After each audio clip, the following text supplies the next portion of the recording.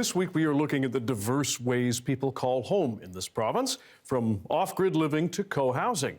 Tonight, we're speaking with Thomasina Pidgeon. Last August, we spoke with her when she was living in a van. She now lives in an RV in Squamish with her daughter and her partner. Thomasina, thanks for joining us. We appreciate it. You've been living in a vehicle for, I think, 24 years now. What drew you to that?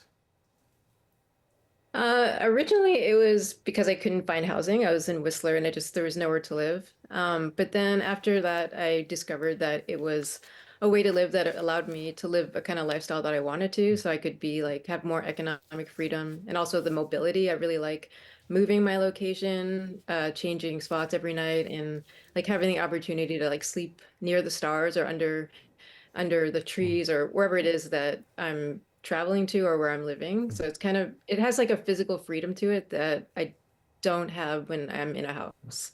Now, living in an RV has some freedoms, as you mentioned, some unique challenges. What are some of the joys and struggles you live with?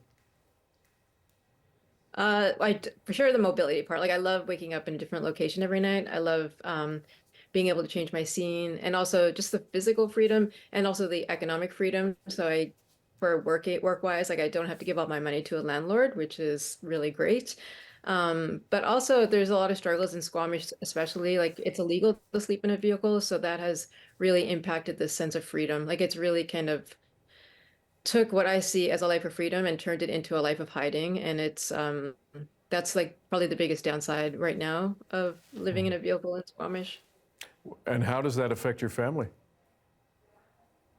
I think it affects me more than anyone because I'm like the one that's most like involved in it.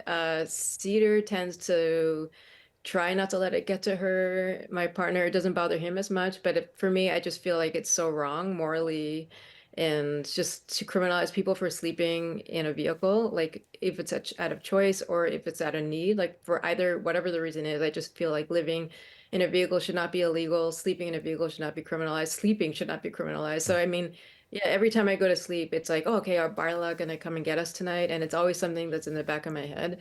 So it's something that, yeah, I'm trying to fight it, and that's more so I could have this freedom to be safe and secure where I sleep and where I live. That concern has to be exhausting. What do you say, or what is your message to perhaps the district bylaw officials if and when they do come around?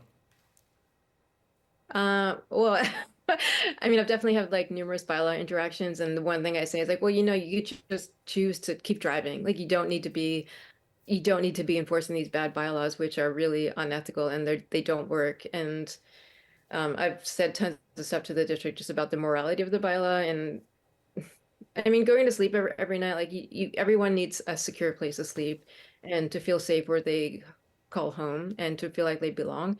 And to feel like I don't belong in the community where I've lived for like, gosh, I've been in Squamish since 2000, so like 24 years.